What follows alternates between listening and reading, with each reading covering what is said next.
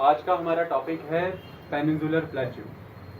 अब हम लेक्चर 11 की तरफ बढ़ रहे हैं ज्योग्राफी में, फिजियोग्राफिकल यूनिट्स जो हमने स्टडी किए हैं इंडिया में।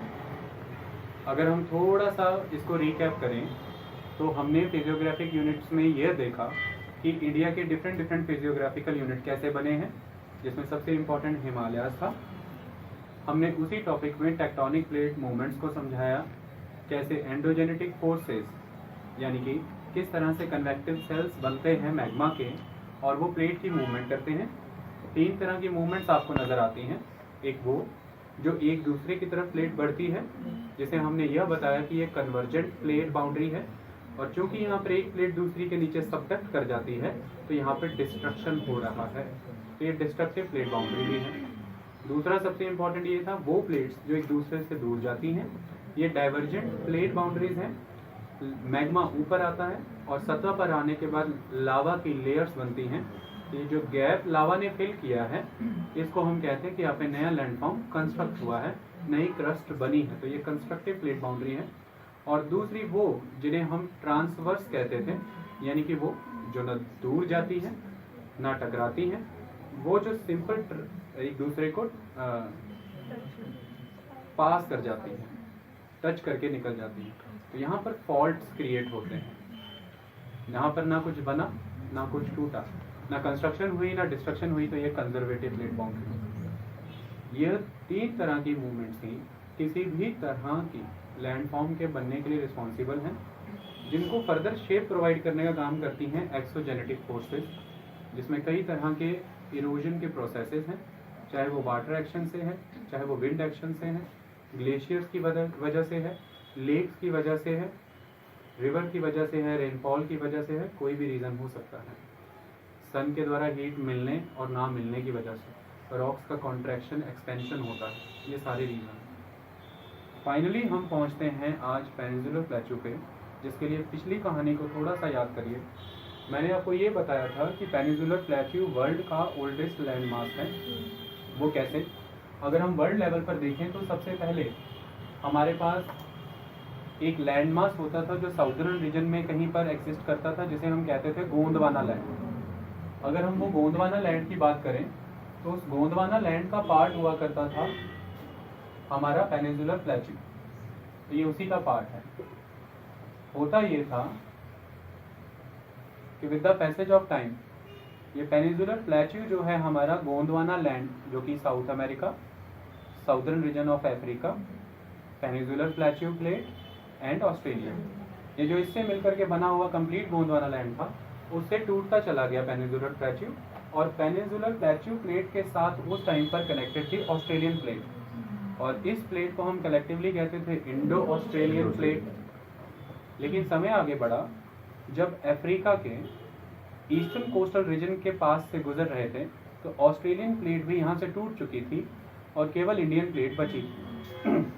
और फाइनली वही इंडियन प्लेट, यानी कि ये इंडियन प्लेट, इसके बिल्कुल ऊपर जो यूरेशियन प्लेट है उसके साथ कन्वर्ज करती रही, तो कन्वर्जिंग प्लेट बाउंड्री बनी, जिसकी वजह से इन दोनों प्लेट्स के बीच में जो सिंक्लाइन होता था, जिसमें सेडिमेंट्स इकट्ठे थे, यानी कि जो टेथस सी था, उसकी फोल्डिंग हुई और हिमालयाज बना। और हिमालय के बनने के समय में जो फोल्ड बने हैं, तो जो लास्ट फोल्ड है उसके सामने जो डाउनवर्ड रीजन है, यानी कि जो सिंक्लाइन है, वहाँ पे रिवर्स ने सेडिमेंट्स डिपॉजिट किए तो गंगा का मैदान बना। तो रिसेंटली अगर देखें तो गंगा का मैदान बनता है the great plain of north India या फिर इंडो गैंजेटिक प्लेन, और अगर ओल्डेस्ट देखें तो फिर पेनिनसुलर प्लेट्यू है। जब हम पेनिनसुलर प्लेट्यू की बात करते हैं तो आप इसे पेनिनसुलर शील्ड भी कह सकते हैं। पेनिनसुलर शील्ड का मतलब यह है कि बेसमेंट रॉक, जो बेस है वो ओल्डेस्ट है, लेकिन यही बेसमेंट रीजन, ये प्लेट जब नॉर्दर्न मूव कर रही थी और अफ्रीका के ईस्टर्न रीजन में जो रीयूनियन आइलैंड है उस पर्टिकुलर पोजीशन पर जब पहुंची है तो लावा इरप्शन एक्टिविटी शुरू हुई इसी पेनिनसुलर प्लेट के ऊपर। और जब लावाज इरप्ट हुए तो आपको पता है ये डेक्कन प्लेट्यू का फॉर्मेशन हुआ, यानी कि पेनिनसुलर प्लेट्यू एक प्लेट की तरह एग्जिस्ट करता है, उसी के ऊपर लावा इरप्शन हुआ और लावा इरप्शन होने से एक लेयर ऑफ द लावा यानी कि layer of the basalt deposit हो गया, और उसे हम आज की डेट में डेक्कन प्लेट्यू कहते हैं। There is the basement rock, basement plate, उसके ऊपर देयर इज लावा इरप्शन, जिसकी वजह से देयर इज डेक्कन प्लेट्यू। तो आप इन्हें कंफ्यूज कभी ना करें। अब पेनिनसुलर प्लेट्यू के बारे में कुछ बातों को डिस्कस करते हैं, जहां से सारे आने वाले टॉपिक की कंफ्यूजन क्लियर हो जाएंगी, तभी वो टॉपिक बिगिन हो सकता है। सबसे पहले ये कहा गया कि ओल्डेस्ट, तो मैंने प्रूव कर दिया आपको कि हाँ ये ओल्डेस्ट लैंडमास है। यानी कि आपको पेनिनसुलर प्लेट्यू में अगर हम जियोलॉजिकल टाइम अर्थ के फॉर्मेशन से टिल डेट तक के जो टाइम को अगर हम काउंट करें, तो उसमें सबसे ओल्डेस्ट जो टाइम है वो है हेदियन एरा, यानी कि 4600 मिलियन ईयर्स अगो से लेकर के 4000 मिलियन ईयर्स अगो तक आपके सामने एक टाइम फ्रेम है जिसे हमने हेदियन कहा है। और इसके बाद 4000 से लेकर के जो main time 2600 million years ago तक जो टाइम है, इसको हमने क्या कहा है, आर्कियन ईयन, ये हेदियन ईयन, और ये ईयन का मतलब होता है कि युग। तो सबसे पहले ईयन होते हैं, फिर आपके सामने एराज आ जाते हैं, फिर उसके बाद पीरियड्स आ जाते हैं, फिर पीरियड्स के बाद आपके सामने ईपॉक्स आ जाते हैं। क्लियर? ईपॉक्स के बाद आपके सामने एजेस आ जाते हैं। तो कुल मिलाकर के ये जो आर्कियन ईयन है 4000 से 2600 मिलियन ईयर्स अगो, इस समय के जो ओल्डेस्ट लैंड मासेस बने 4600 मिलियन ईयर अगो से लेकर के 4000 मिलियन ईयर्स अगो के बीच में अर्थ का कूलिंग फेज स्टार्ट हुआ है, और उसकी आउटर लेयर जो गैशियस फॉर्म में है वो धीरे धीरे अपनी हीट को रेडिएट करके कूलिंग स्टेज को अचीव कर रही है, जिसकी वजह से वो सॉलिड से गैशियस से पहले लिक्विड में जाएगी और लिक्विड से सॉलिड की तरफ जाएगी। और 4000 मिलियन ईयर्स अगो पहले वो जो सॉलिडिफिकेशन अचीव हुआ है, वो जो शील्ड बनी है, वो जो रॉक्स बनी है, उन रॉक्स का एक हिस्सा पाया जाता है वर्ल्ड के ओल्डेस्ट लैंड मास में। और पेनिनसुलर प्लेट्यू चूंकि ओल्डेस्ट लैंड मास है, इसकी वजह से यहाँ पर आपको आर्कियन पीरियड की रॉक्स मिलती हैं, यानी कि आर्कियन ईयन की रॉक्स मिलती हैं, जिसको आप धारवाड़ रॉक के नेम से भी जानते हैं और क्लियरली आर्कियन रॉक के नेम से भी जानते हैं। तो अगर आज की डेट में आपसे ये बात की जाए कि पेनिनसुलर प्लेट्यू में आपको कौन से रॉक सिस्टम प्रिडोमिनेटली मिलते हैं, तो वर्ल्ड के ओल्डेस्ट रॉक्स मिलते हैं आपको, और वो रॉक्स किस टाइम के हैं, आर्कियन और धारवाड़। तो धारवाड़ रॉक इनका नाम डाला गया है क्योंकि कर्नाटका में धारवाड़ का इलाका है, ये बेल्लारी, हॉस्पेट, जितना भी इलाका, यहाँ से क्योंकि बहुत एक्सटेंसिवली और सबसे पहले यह रॉक हमें मिली है, जिसकी वजह से हम इन्हें धारवाड़ रॉक सिस्टम भी कहते हैं। क्या होती हैं यह रॉक्स, अगर हम देखें क्या होती हैं ये रॉक, अब यहीं से एक चीज़ नहीं लेकर के आते हैं। सबसे पहला एस्पेक्ट ये है कि यहाँ पर आपको दो तरह के रॉक्स मिलने शुरू हो जाएंगे। तो पहला रॉक ये रहेगा जो बहुत इंपॉर्टेंटली मिलेगा, दैट इज ग्रेनाइटिक, यानी कि इग्नियस। तो यहाँ पे आपको इग्नियस रॉक्स मिलेंगी। अर्थ का कूलिंग हो रहा है, तो आग की तरह एग्जिस्ट कर रही है किसी फॉर्म में, तो इग्नियस। और टेम्परेचर की वजह से, प्रेशर की वजह से या केमिकल रिएक्शंस की वजह से जो चेंजेस उस रॉक में आ रहे हैं, उसकी वजह से जो रॉक्स फॉर्म होंगी वो होंगी मेटामॉर्फिक। मेटामॉर्फिज्म होता है रूपांतरण हो जाना। तो यहाँ पर आपको मेटामॉर्फिक रॉक्स भी नजर आएंगे।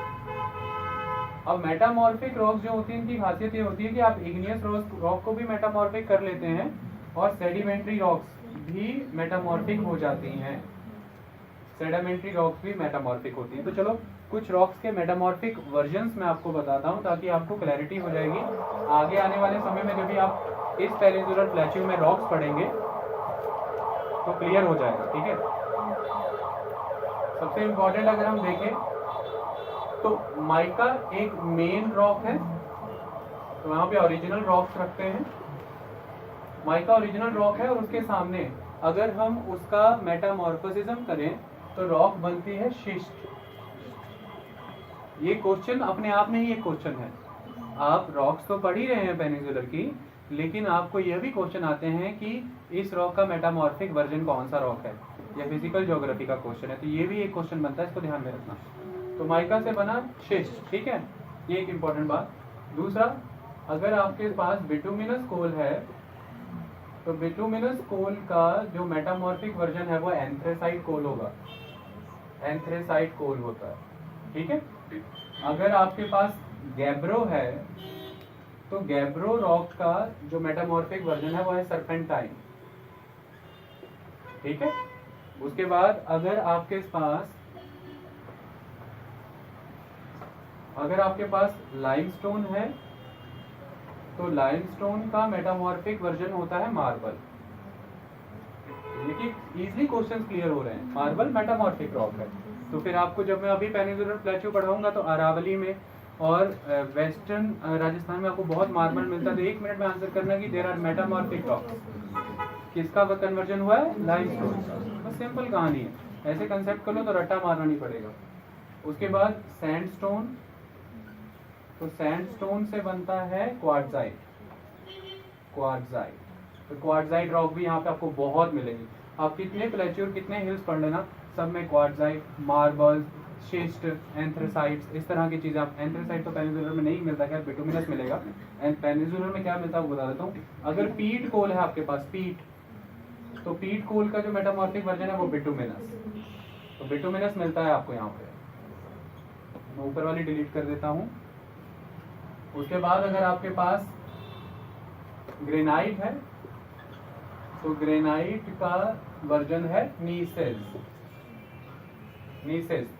तो यहाँ पर आपको इंपॉर्टेंटली नीस एंड शिस्ट दो कैटेगरी ऑफ रॉक्स बहुत मिलेंगी। तो ये मेटामॉर्फिक ही है, सेडिमेंट्री भी साथ में मिल जाएंगी और इग्नियस भी मिल जाएंगी। हमने उनका मेटामॉर्फिक वर्जन भी कर लिया, सारा कर लिया।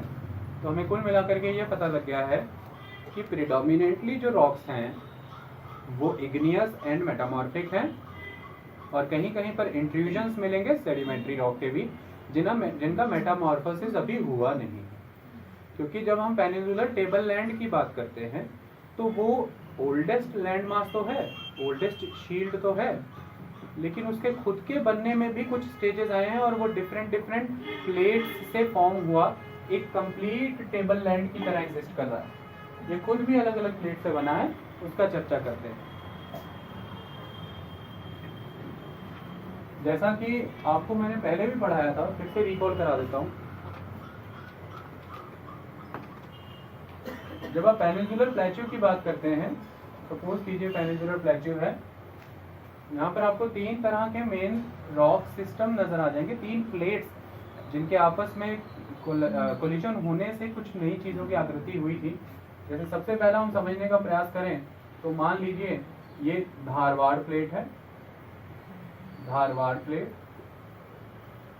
और दूसरा अगर हम यहाँ से देखें कि एक प्लेट यहाँ से आ रही है तो इसको सिंगभूम प्लेट, ये सिंगभूम प्लेट है। और अगर हम इस तरफ से आते हुए प्लेट को देखें तो ये अरावली प्लेट है। नहीं, इसको इस तरह से लगाएंगे, इसको ऊपर करेंगे और यहाँ से आते हुए देखेंगे तो ये अरावली प्लेट है। क्लियर? तो यहीं पर आपको कुछ कुछ चीजें भी नजर आती हैं जो बहुत इंपॉर्टेंट हैं। वो चीजें क्या हैं?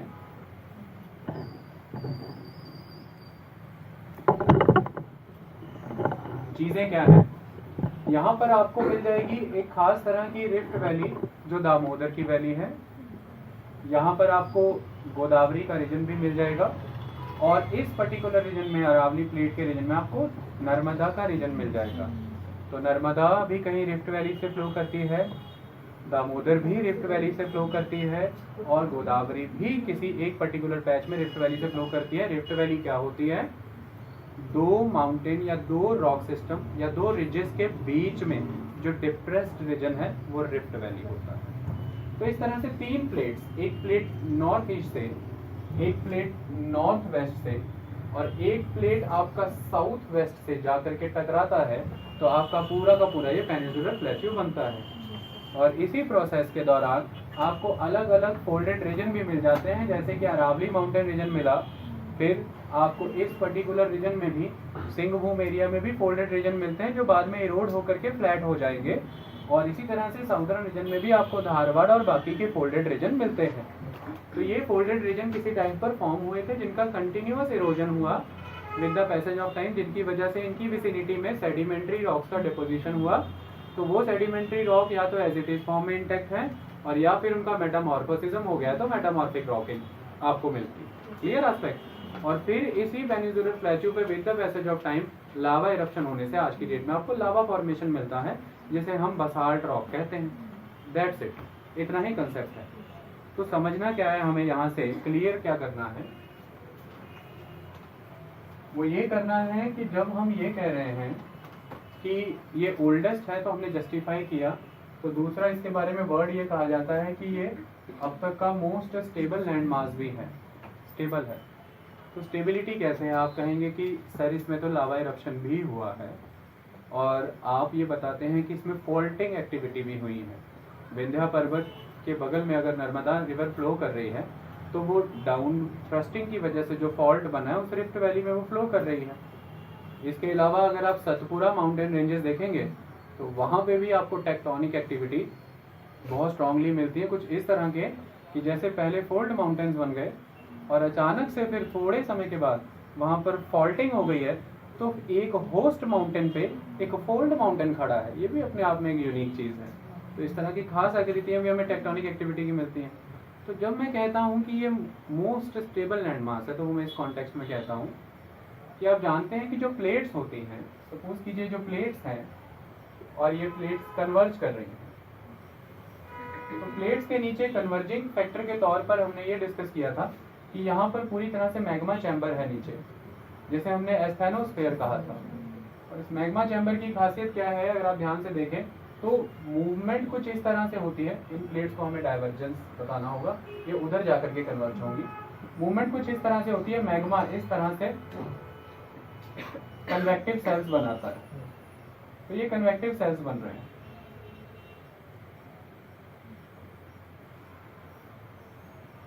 तो ये जो कन्वेक्टिव सेल्स हैं, मैग्मा इस तरह से ऊपर अपवर्ड मूव करता है और इसकी वजह से प्लेट्स दूर जा रही हैं और ये जाकर के किसी ना किसी से टकराएंगे भी। ऐसे कन्वेक्टिव सेल्स कोई पेनिनसुलर प्लेट के नीचे एक्टिव नहीं है, यानी कि हम उन रॉक्स को और उन लैंड मासेस को अनस्टेबल कहते हैं जो प्लेट की मार्जिन्स पे होते हैं, चाहे वो कन्वर्जेंस प्लेट का मार्जिन है, चाहे वो डाइवर्जेंस प्लेट का मार्जिन है, चाहे वो ट्रांसवर्स प्लेट के मार्जिन है। लेकिन पेनिनसुलर प्लेट्यू किसी प्लेट के मार्जिन पे नहीं है, ये इन इटसेल्फ खुद एक मेन प्लेट है, इस वजह से इसे स्टेबल कहा गया है। लेकिन Himalaya is not stable. Himalaya peninsular India यानी कि इंडियन प्लेट और यूरेशियन प्लेट के मार्जिन पे है।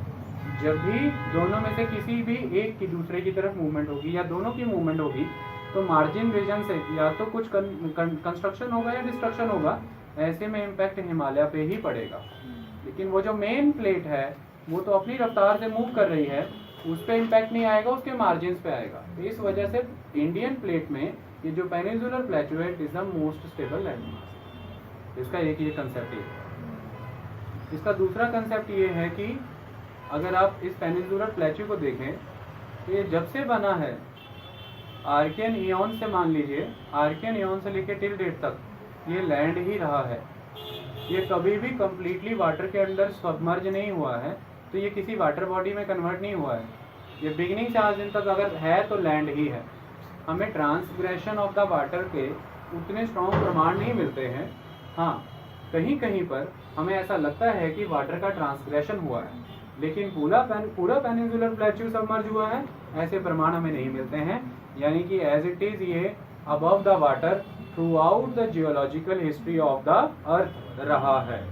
ये इसकी सबसे बड़ी खासियत है। इस वजह से भी ये मोस्ट स्टेबल काउंट होता है।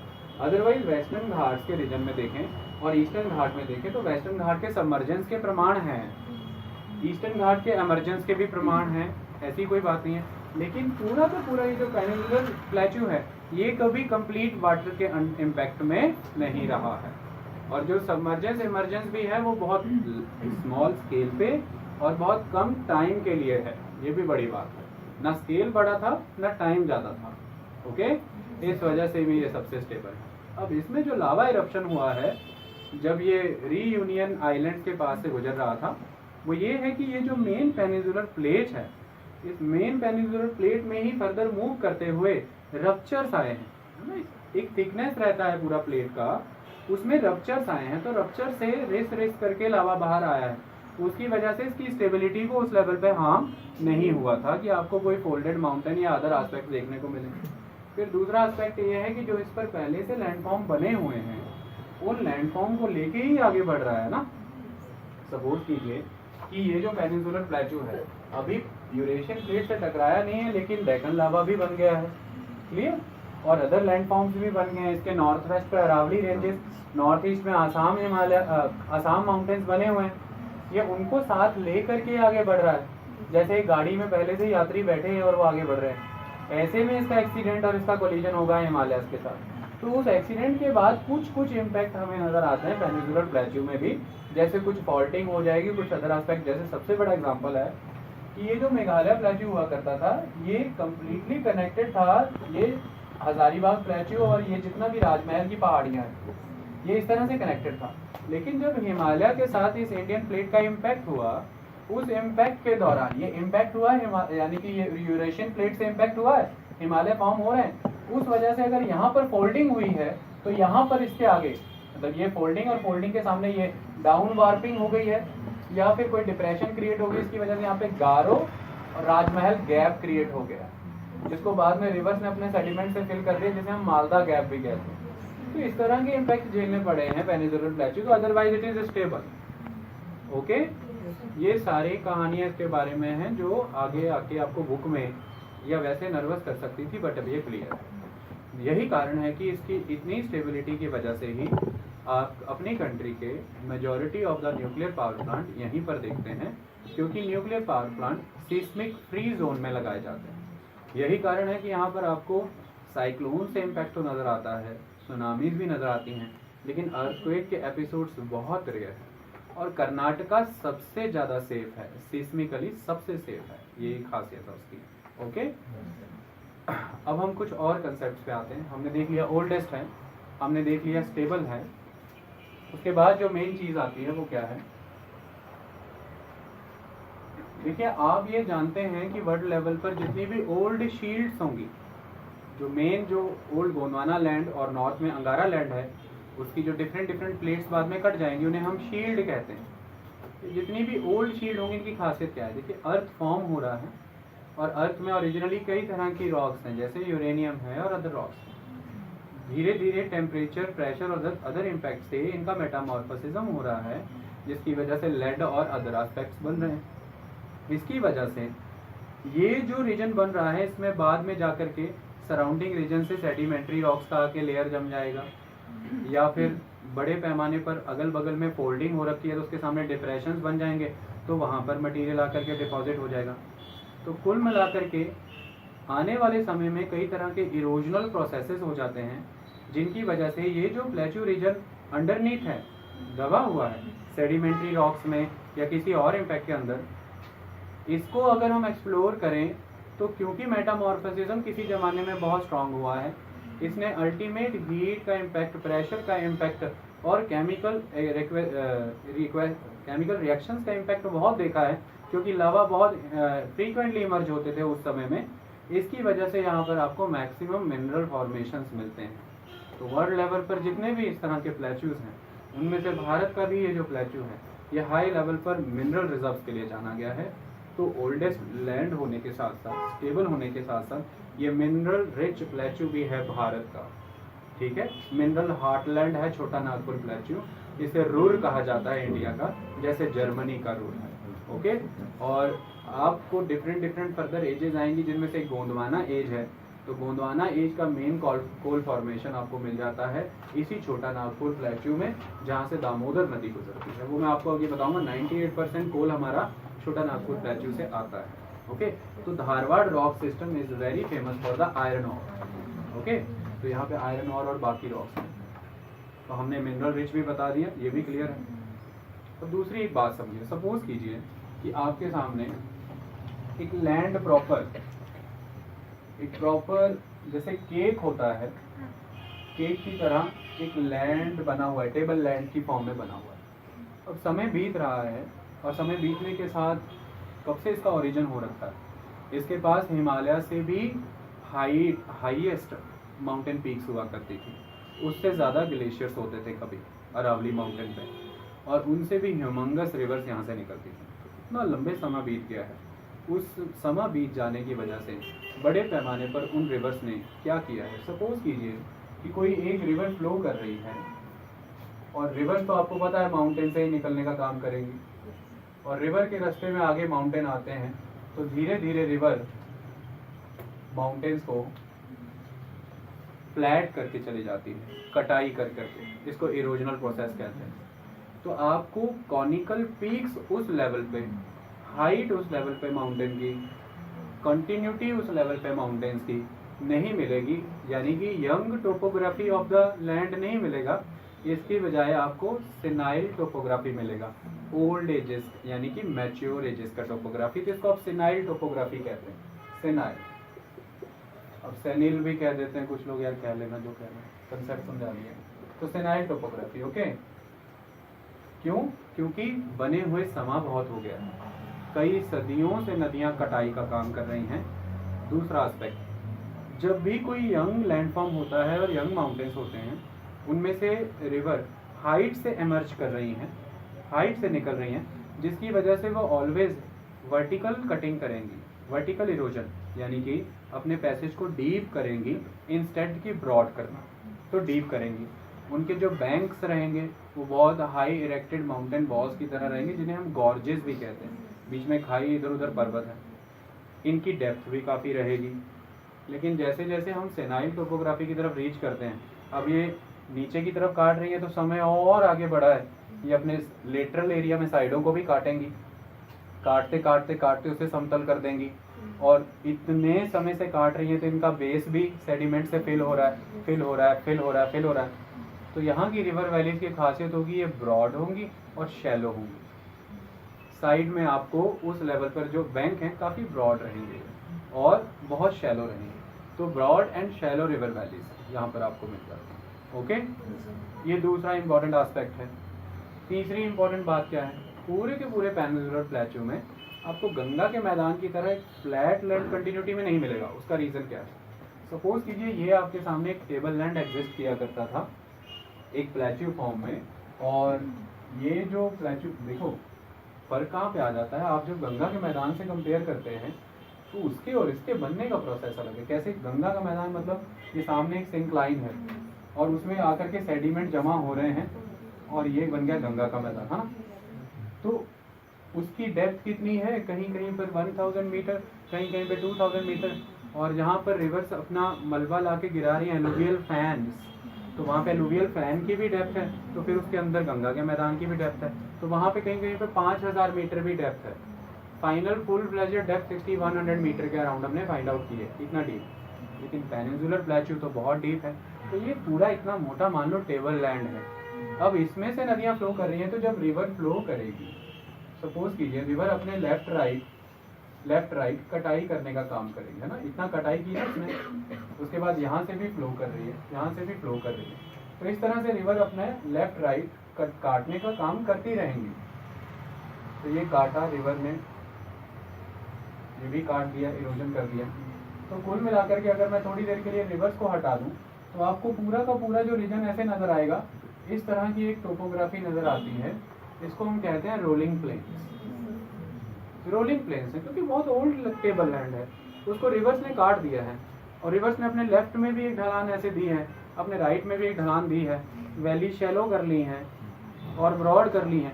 तो कुल मिलाकर के फ्लैट लैंड की बजाय एक गिरता चढ़ता आप चाहिए पेनिनसुलर प्लेट्यू घूम के आइए, आपको साफ दिख जाएगा, आपको रोलिंग प्लेन्स नजर आएंगे। आप यहाँ पे खड़े हैं, सामने खेत होंगे, वो नीचे की तरफ जा रहे होंगे, फिर कुछ खेत ऊपर चढ़ रहे होंगे, फिर नीचे जा रहे होंगे, ऐसा होता है, ठीक है। तो रोलिंग प्लेन्स, ओके। ये अगली खासियत। चौथी चीज़ क्या है?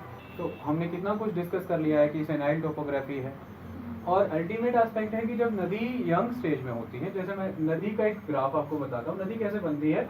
सपोज कीजिए कि ये एक फ्लैट लैंड है, ठीक है, और अचानक से यहाँ पर एंडोजेनेटिक मूवमेंट होगी, नीचे से अपवर्ड थ्रस्ट लगेगा। एंडोजेनेटिक मूवमेंट होगी तो यही लैंड को तरपाल की तरह ऊपर उठा दे, जैसे तरपाल ऊपर उठती है।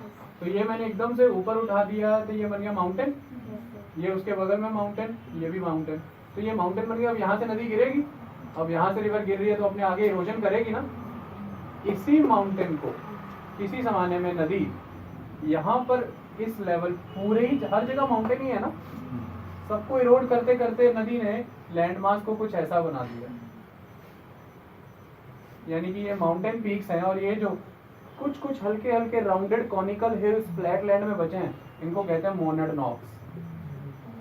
Knox. That's it, monadnocks और कॉनिकल हिल्स ये हल्के फुल्के नजर आते हैं।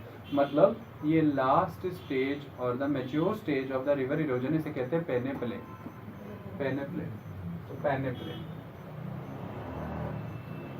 सेनाइल टोपोग्राफी, पेनेप्लेन, उसके बाद rolling plains, monadnocks, conical hills, ये सारी बातें हमने की। अब सुन लो कुछ, इसके बाद क्या होगा। सपोज करो कि एक लैंडमास है, इस तरह का एक लैंडमास है, और इस लैंडमास के नीचे से ये मैग्मा डक्ट बनती है, मैग्मा डक्ट। ठीक है, इस मैग्मा डक्ट से ये मैग्मा चैम्बर है। इस मैग्मा डक्ट से मैग्मा ऊपर राइज करना शुरू हुआ, ये राइज कर रहा है यार।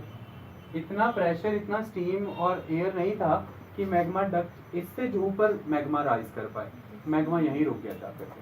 तो ये तो कूल होके ठंडा होके जम जाएगा ना, तो इग्नियस रॉक यहाँ पे जम गई। लेकिन इसके ऊपर, इसके लेफ्ट राइट पे यहाँ पे सेडिमेंट्री रॉक्स थी। With the passage of time नदियों ने, हवाओं ने इरोजन करना शुरू किया। ये सारा रीजन, ये जितना रीजन था, ये सारा रीजन इरोड हो गया, लेकिन फ्रीली खड़ी रह गई। वो जो इंट्रूड हो रखी मैग्मा के चैम्बर थे, ये फ्रीली खड़े रह गए वहां पे। इन्हें हम कहते हैं मेसा। ठीक है, और ये मेसा के ऊपर कुछ खास तरह की सॉइल जम जाएंगी, सॉइल की लेयर जम जाएंगी, तो इसको कहते हैं मेसा की कैपिंग हो रखी है। क्या कैपिंग किस चीज से हो रखी है? लेटराइट सॉइल से। वो लेटराइट सॉइल जिसमें बरसात के कारण से सिलिका तो बह गया है, लेकिन आयरन जमा रह गया है, तो यहाँ पे बॉक्साइट्स मिलते हैं, बॉक्साइट होता है। तो ये है वो इग्नियस रॉक्स जिनका इंट्रूजन हो रखा था, वो कहीं ना कहीं नीचे ही दबे रह गए हैं, या फिर उन्होंने बाकी एक, इसका दूसरा प्रोसीजर ये रहता है, इसको समझो। ये पर्टिकुलर लैंड है, यहाँ से मैग्मा ऊपर उठ रहा है, उसने इस लैंड को ही थोड़ा सा ऊपर उठा दिया, ऐसे करके लैंड ऊपर उठा दिया। अब ultimately with the passage of time ये लैंड तो ऊपर उठ चुका है ना, और इस लैंड को, ऊपर उठे हुए लैंड को हम कहते हैं पैटलैंड्स। और यही अगर इसका इरोजन हो जाएगा तो नीचे से वो निकल आएगी असली इग्नियस रॉक, तो मेसास, पैटलैंड, मेसास, ऐसे वर्ड यूज करते हैं। हमें ये भी क्लियर हो गया, मेसास क्लियर हो गया, पैटलैंड क्लियर हो गया, peneplain clear, senile topography clear, monadnocks clear, rolling plain clear, conical hills clear, सारा क्लियर। अब होगा क्या? सपोज कीजिए माउंटेन्स थे, कभी किसी जमाने में माउंटेन्स थे, रिवर्स फ्लो हो रही हैं, और रिवर्स ने फ्लो हो करके इन माउंटेन्स की पीक्स को फ्लैट करना शुरू कर दिया, इनकी पीक्स को फ्लैट करना शुरू कर दिया, जिसकी वजह से पीक्स कुछ इस तरह की हो जाएंगी। तो अभी सीरीज ऑफ राउंडेड हिल्स खड़े हैं, सीरीज ऑफ, तो इन्हें हम कहेंगे hummocky hills, series of rounded hills, very normal gentle rounded hills, they are hummockies. ठीक है, तो हमॉकीज हैं। बस कोई टेंशन नहीं, खत्म कहानी, हमॉकी हिल्स, ये देख लीजिए आप। तो अब आपको एक एमसीक्यू आता है कि अगर आप पेनिनसुलर प्लेट्यू की बात करते हैं तो क्या दिखता है?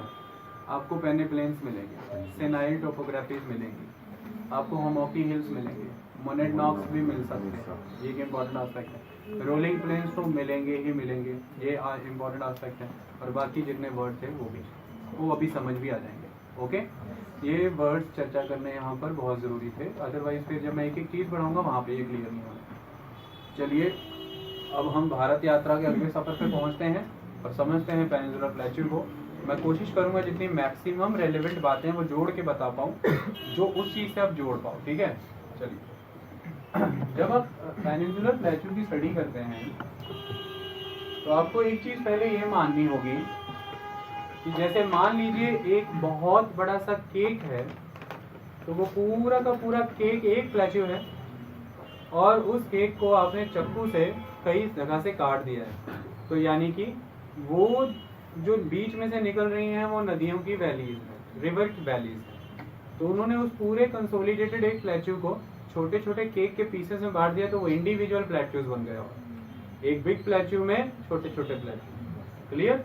एक ये तरीका होता है, रिवर ऐसा करती हैं। या फिर एक बड़ा सा प्लेट्यू है केक की तरह, उसमें सपोज कीजिए हमने क्रीम से नेम लिखना है या कोई डिज़ाइन बनाना है, तो हमने रिजेस बना दी, पहाड़ियाँ बना दी हैं। उन्होंने भी उस एक कंसोलिडेटेड या यूनिफाइड लैंड मास को छोटे छोटे चैम्बर्स में बांट दिया है, प्लेट्यूज में।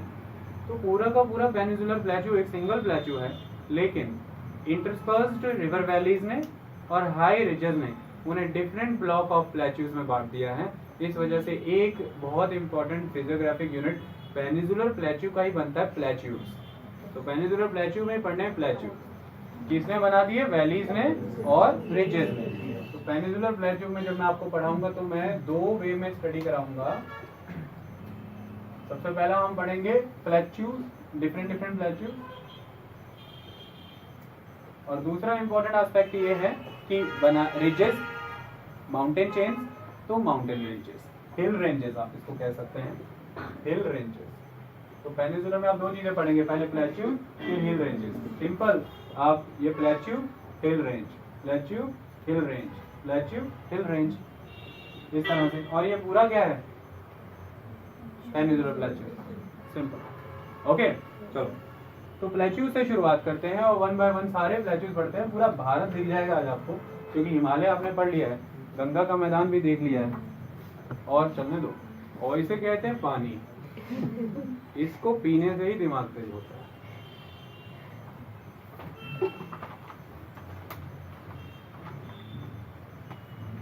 चलिए अब हम इस मैप पे फोकस करेंगे, मेरे शब्द चलते रहेंगे और आपका ध्यान मैप पे रहेगा। मेरे शब्दों के साथ साथ आप मैप को समझेंगे।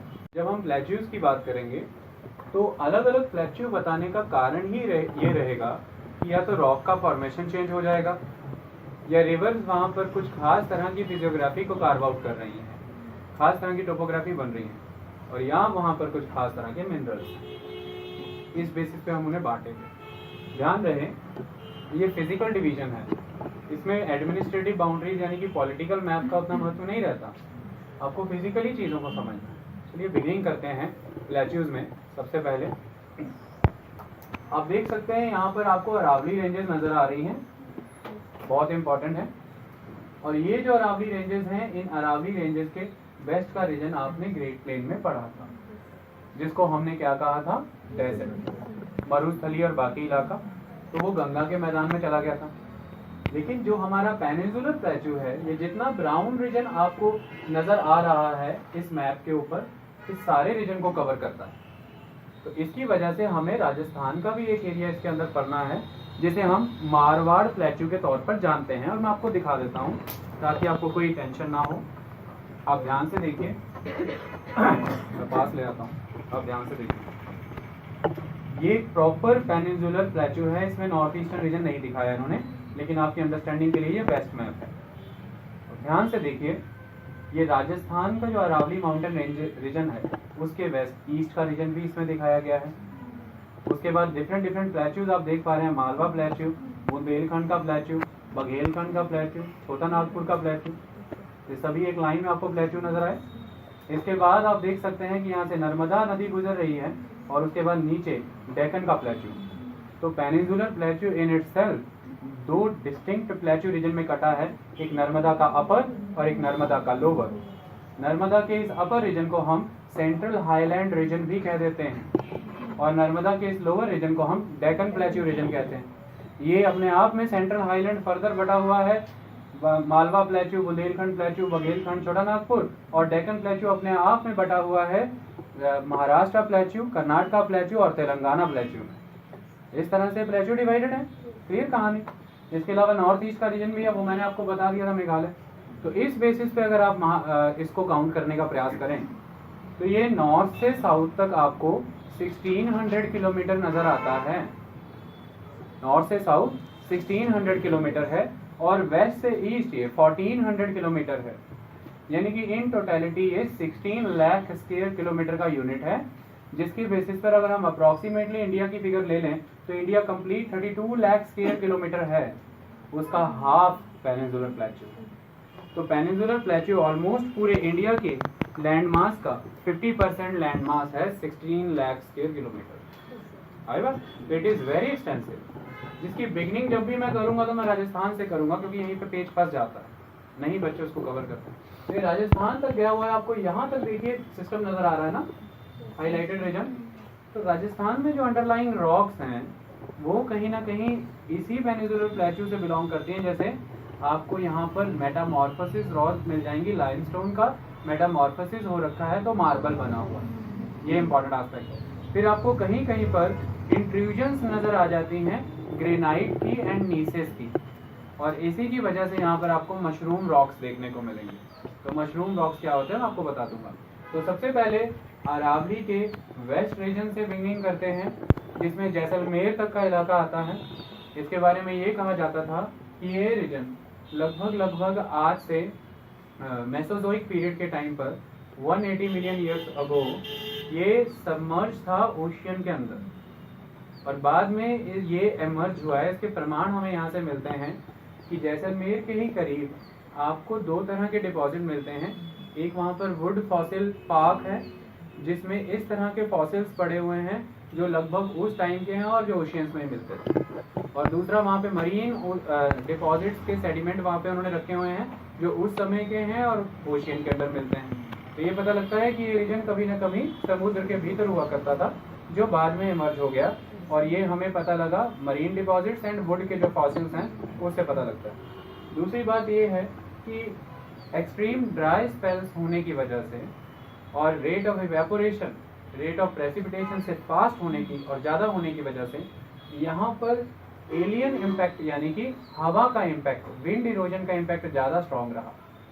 टेम्परेचर यानी कि सन की तरफ से आने वाले जो एक्सपेंशन एंड कॉन्ट्रैक्शन का कंसेप्ट रहा, और फिर हवा के इम्पैक्ट ने यहाँ पर ज़्यादा इंपॉर्टेंट रोल प्ले किया। इस इम्पैक्ट की वजह से वो जो underlying base rocks of the peninsular plateau है, उस बेस रॉक एस्पेक्ट को पूरी तरह से कवर कर रखा है उस इम्पैक्ट ने, जिसको हम इरोजनल इम्पैक्ट कहते हैं। तो इसे फिर हमने गंगा के मैदान में इस रीजन को काउंट किया हुआ। आई बात समझ में? लेकिन जहाँ जहाँ से भी वो सैंड डिपॉजिट और अदर एस्पेक्ट्स हट चुके हैं या इरोड हो चुके हैं, या फिर कहीं कहीं पर जो बेसमेंट रॉक्स हैं उनका कुछ हिस्सा ऊपर की तरफ प्रोजेक्ट हो गया है बहुत प्रोमिनेंटली, वहाँ पर आपको कुछ खास तरह की चीज़ें दिखती हैं। वो कैसे? जब हम ग्रेनाइट और नीसेस रॉक्स की बात करते हैं तो इसमें एक खास चीज़ है। ग्रेनाइट रॉक मान लीजिए इस तरह से फॉर्म हो रखी है आपके सामने,